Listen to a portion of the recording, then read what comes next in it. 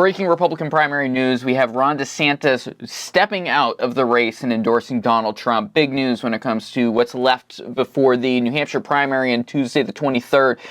It is now a Haley v. Trump race, and as someone who's a policy wonk, this is deeply upsetting. I was a huge DeSantis supporter. I thought he had the best platform.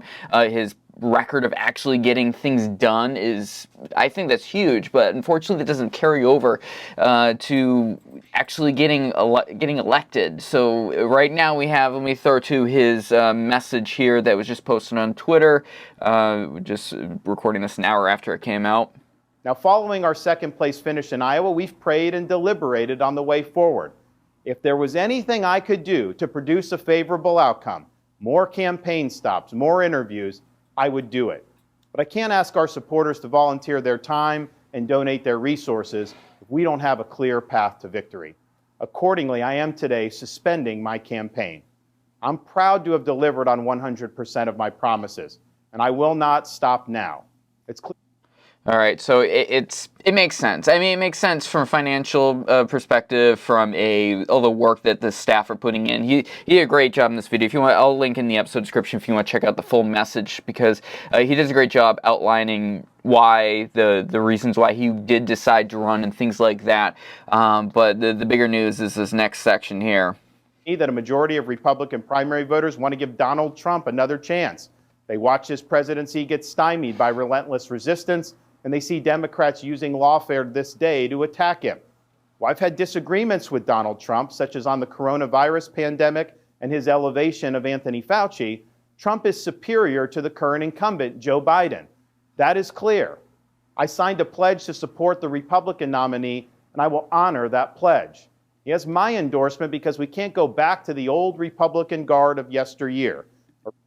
And that world of yesteryear definitely is Nikki Haley. I mean, I think that's kind of a snide comment at her and her kind of Bush-like neocon tendencies. But for him to switch over like that is going to cause a big rift when it comes to who actually feels like they want to vote. It'll be fascinating. I really think Tuesday, with how quickly the field has narrowed down, Tuesday is going to be the determining factor, I think, and then South Carolina. As soon as South Carolina is done, if Haley does not get basically strong showings in both these states, it's over. Game over. It's going to be Trump, and there's no way around it. I've said from the last several weeks now that Trump is going to be the nominee, and fairly certain about that.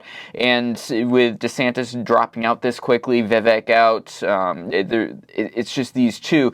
And personally, I don't know what to do, because I think Trump is tremendously toxic when it comes to debates that we have in this country around politics. He's toxic. He's really problematic on so many levels with getting anything done with the legislature if he doesn't have full backing, and just pisses off every Democrat he can find. On the other side, his policies were great. When he was president, the policies were effective. Even if what he'd used to, I wish he would stop using his mouth and just use his actions to show things. But they were great. They're traditional conservative. He got us a great Supreme Court, but it's a difficult balance. And on the other side, you got Nikki Haley, who is just such a problem. She's already pulling out the woman card nonsense. Let me put this immediately came out just 45 minutes after DeSantis' speech. He ran a great race. He's been a good governor, and we wish him well. Having said that, it's now one fella and one lady left. And we're doing Girlboss. Great. I love Girlboss moments. They're the best. I don't get it. I think maybe the Overton window has shifted so far, it's completely broken our political system, and that's how we ended up with a Trump versus Biden situation, and maybe that's the root cause here, but I don't know if I can bring myself to vote for her or not. I don't know if I can bring myself personally to vote for Trump. I'm one of the conflicted, liberty-minded conservatives that are going to be going to the ballot box on Tuesday, not knowing what to do, and I guarantee that means I'm not going to know what to do when November comes around. Maybe I take the cynical route and vote for Haley because at least it's someone that's different and maybe can bring some unity. But I have zero confidence in the situation right now. This is very disappointing to see Ron DeSantis drop out of the race like this, and it'll be an interesting couple days right here leading to the primary. All right, NewEnglandTake.com, like and subscribe. Be sure to follow us on your favorite podcast platforms. Talk to you soon.